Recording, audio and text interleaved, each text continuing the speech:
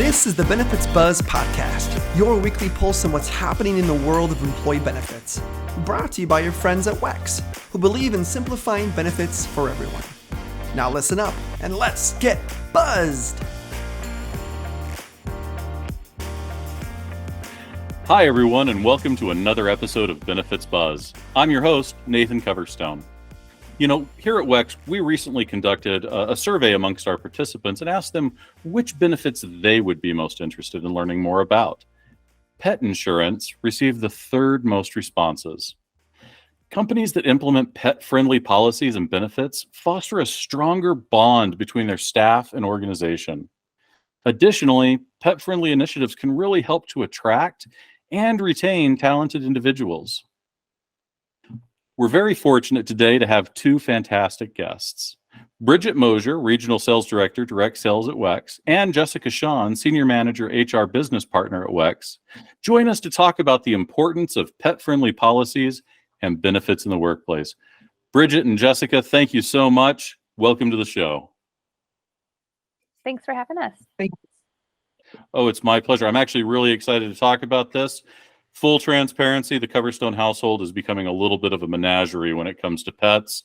So this is definitely something I'm excited to talk about today. What all do you have, Nate? What do you got at your house? Too many cats and a German Shepherd dog. Okay. Great. How about you guys? Do either one of you have any pets at home? Well, I am a new-ish cat mom, and I have two cats, and I would say, Nathan, I don't think you can ever have too many cats.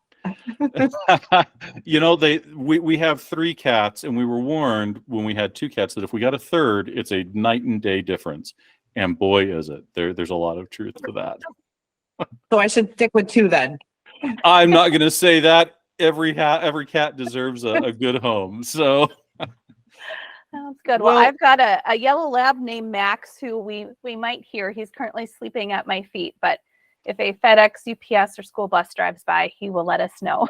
Well, we'll just know that if he joins us, he's very excited about this topic as well. Well, to kick us off, I really would like to ask you a question, Bridgit, if that'd be all right. I'm hoping that you can maybe give us a little bit of an overview around why it's important for employers to offer different benefit options to their employees. Yeah, well, in general, employers are really being looked at to support employees on a more broad range than they have been before. So as most of us know, pets have become really an integral part of many people's lives. For most of us that have pets, they're like our family members. So by offering pet benefit options, employers are really showing that they care and they want to provide benefits that their employees value, including benefits for those pet family members and other benefits like wellness, lifestyle spending accounts, things like that. Love it. I completely agree. You know, I had the fortunate opportunity to go into a remote posture a couple of years ahead of the pandemic. And once that happened, all of a sudden I had my pets with me every day. And I will be honest, there are a few days a week, sometimes, maybe once a month, that I really need that fuzz therapy, and it goes a long way to improving my day. So, Jessica, can you give us an overview of the perks behind maybe why and how employers providing pet-friendly policies in the workplace will actually benefit an employee? Absolutely. So I think, one of the pieces, that you just mentioned is kind of that ability to help us reduce stress. That, just having, that animal around can certainly help, and that can also kind of get us away from the keyboard every once in a while to get up, take a break, stretch. Maybe if they need a walk, need to be let outside, can kind of just get us out, up and away from our computer, which can be helpful as well from that standpoint.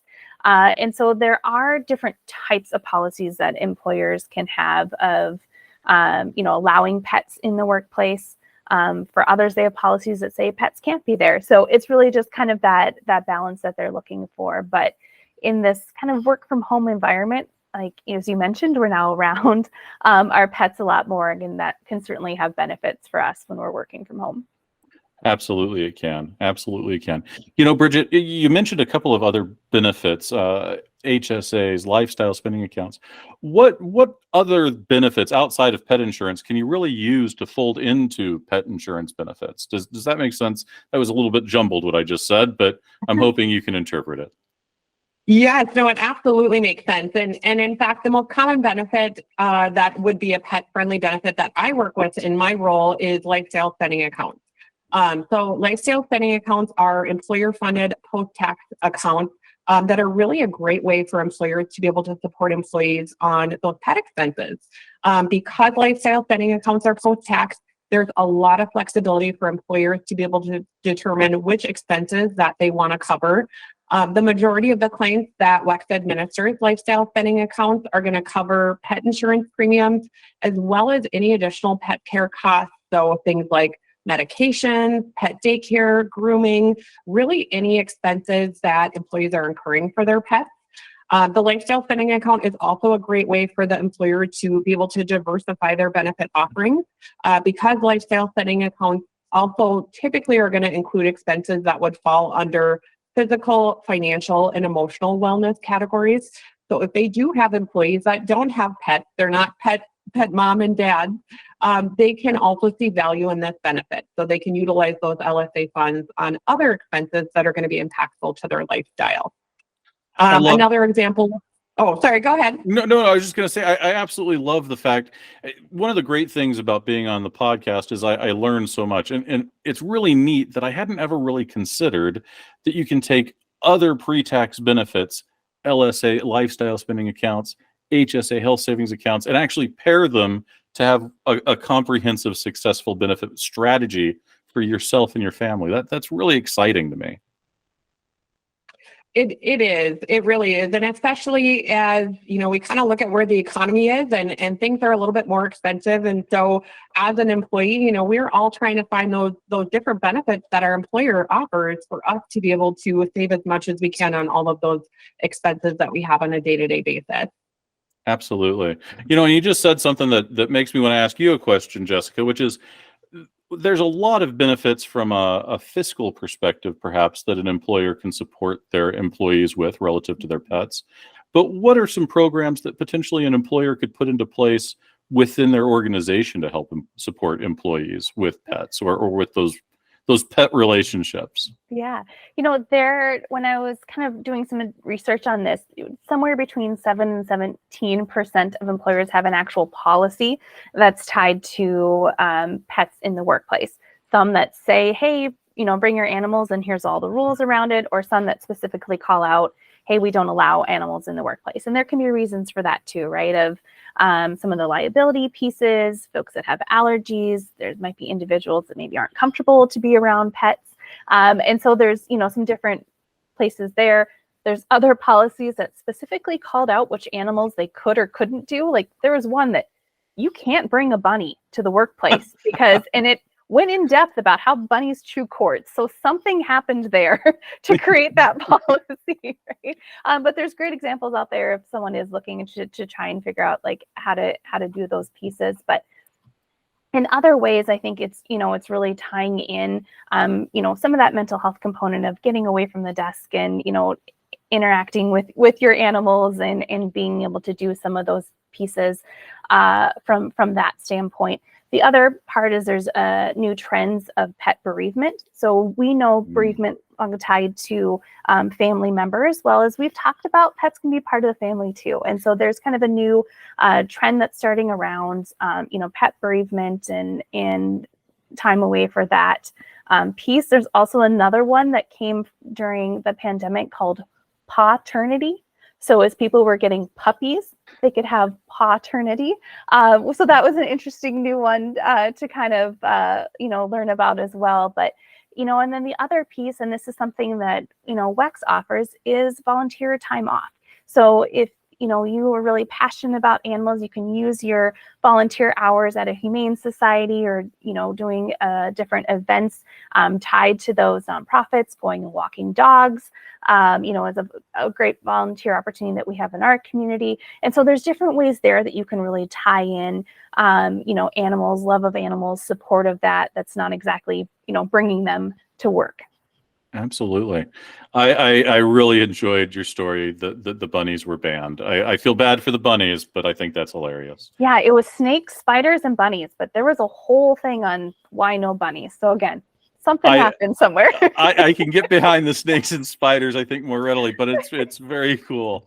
You know, it's so interesting to talk about these things because it's literally impacting employee morale, their sense of well-being. So I guess that brings up a really important question as well. And I'd like to ask you, Bridgit, how can we leverage pet benefit offerings as a tool to attract new talent or to go about that talent acquisition process? Yeah, it's definitely a great way for an employer to be able to differentiate themselves. Today, we know that candidates that are in the job market, a lot of times they have multiple job offers that they're able to choose from. So being able to differentiate themselves as an employer, to say, you know, whatever is important to you, those pet family members, that's important to us too. That really helps them to stand out. There's also been a number of surveys that have been done now that have shown the majority of those job candidates say that benefit perks like pet benefits, lifestyle spending accounts, again, that would cover some of those tech costs, that these type of benefits are a major factor that they're considering when they are deciding if they want to accept a job offer. That makes so much sense, but I guess it does also kind of lend itself to a follow-up question, if I could, which is how on earth does an employer determine which pet benefit to offer? How do they know which offering is going to get them, I guess, the most juice for the squeeze, if you will? That's a great question. And I think it's going to really vary by employer. Most of the employers that I work with, what they'll do is they'll send out surveys to their employees so they can ask them, you know, what is most impactful for you? Maybe they have a large population of employees that don't even have pets for whatever reason. Again, that's going to help them just to gauge what benefits are going to be most impactful for that population. So it sounds like the real key there is once they've determined it, they just need to really make sure that they're communicating it in a very effective way so that everybody knows what the offering is, so they can really take advantage of it. Yeah, absolutely. I would say too, from all the conversations I have with clients and just how their employees are engaging with these type of benefits, education is really going to be key. We know that a benefit is only a benefit if employees understand it and they're able to fully utilize it. So that employers that I work with that see the most success when using these or utilizing these type of benefits is really by offering and providing a diverse benefit education strategy. So this means providing education in multiple ways and really ongoing. So sending emails, not just during open enrollment, but throughout the year to continue that engagement, hosting webinars, providing additional resources like handouts and guides, and really information that employees can continue to refer back to throughout the year. That makes a ton of sense. I really appreciate you sharing that. You know, Jessica, we've talked a little bit about how certainly these pet benefits can be leveraged to increase retention and talent acquisition, but how do they actually help impact that work-life balance? I guess I'm really intrigued by that. I know that pets can help our morale, but I also think that there's some aspects that may apply to work-life balance. Could you speak to that a little bit? Yeah, absolutely. I can actually give you an example of my dog. He is great. He knows when it is 4:30 and it is time for me to go pick up my daughter from her after-school program, because then he knows when we come home, he gets fed.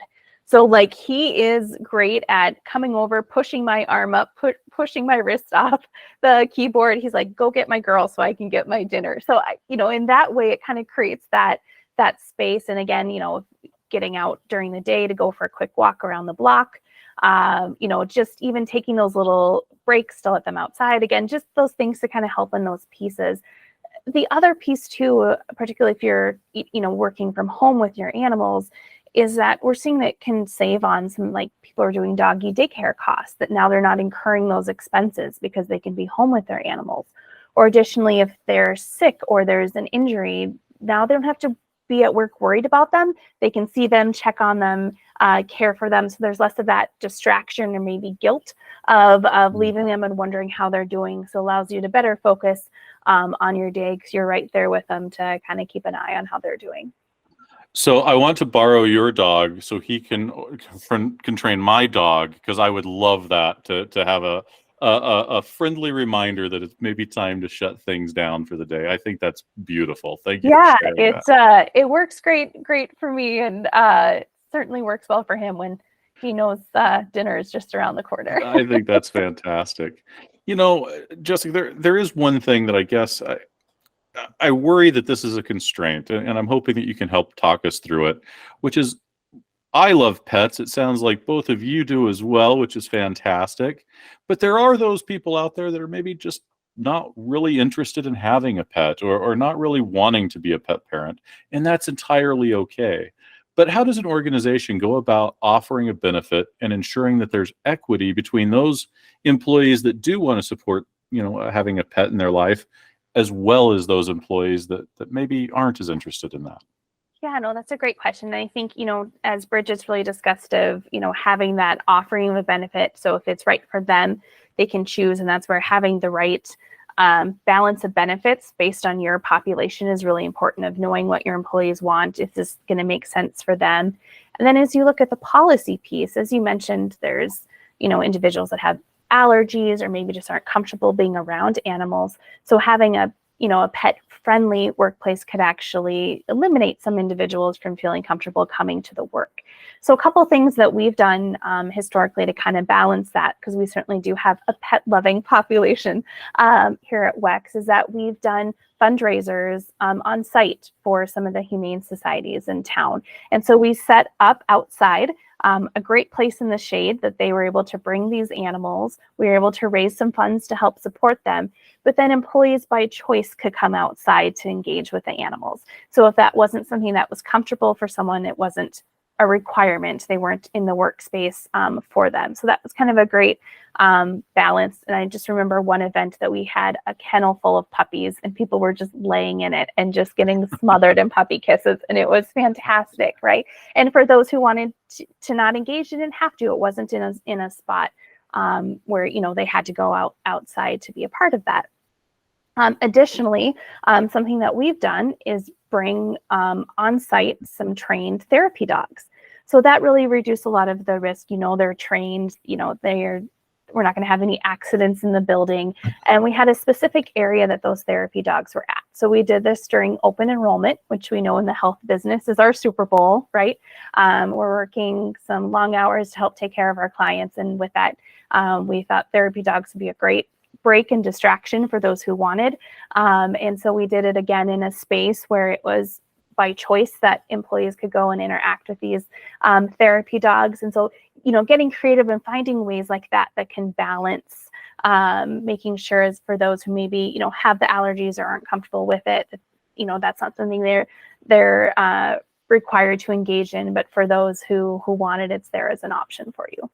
I think that's fantastic. I just love it. I really love the concept of voluntary benefits across the board, just so you can really start to curate kind of what you and your family need to ensure that you're successful, not only at work, but also with that life balance and the day in and day out. So a great response. I really appreciate you sharing that.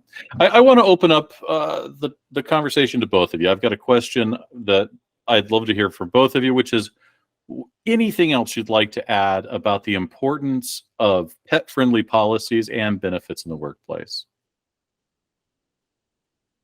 I would just share from my experience. I do work kind of hybrid, right? So from home, but also from the office sometimes. I do a large number of video calls, both with our clients and with potential clients. One of the things that has happened so many times is either one of my cats or, one of the pets from somebody else on the line will come in, and it's such a great icebreaker, and it's such a great way for everybody to just kind of find that common ground immediately. And it's fun, right? We all, again, these pets are members of our family. It's fun for us to be able to share that with others. And so I personally appreciate being able to have the opportunity to work from home and, have that kind of dynamic. Absolutely. Yeah, I think it's such a great way of connection, right? Of seeing what you have in common with someone. Or I had a colleague that had a snake in the background.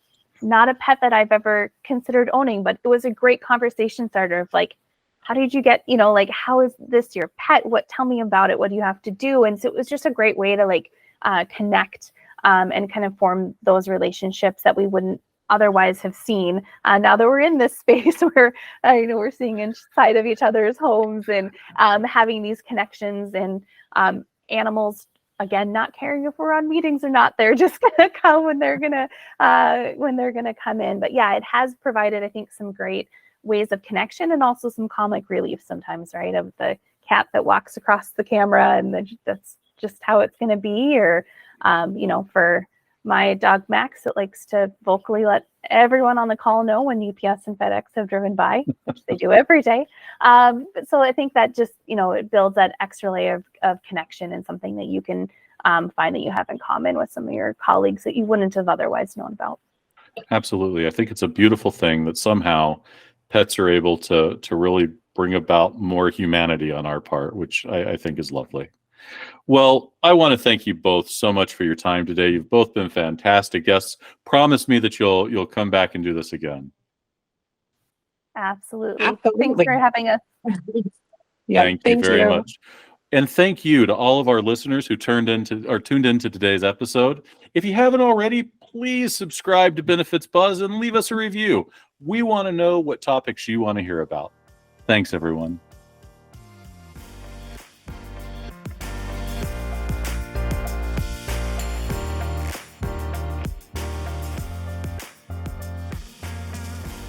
WEX is in the business of simplifying benefits for everyone. Now, although we certainly hope our podcast sparks some aha moments, like that was pretty cool, but of course we cannot provide legal, investment, or financial advice. And, well, therefore, nothing shared in this podcast should be interpreted as such. We encourage you to seek out appropriate professional advice regarding your plans. Hey, congratulations! You made it through our disclaimer. Thanks for listening.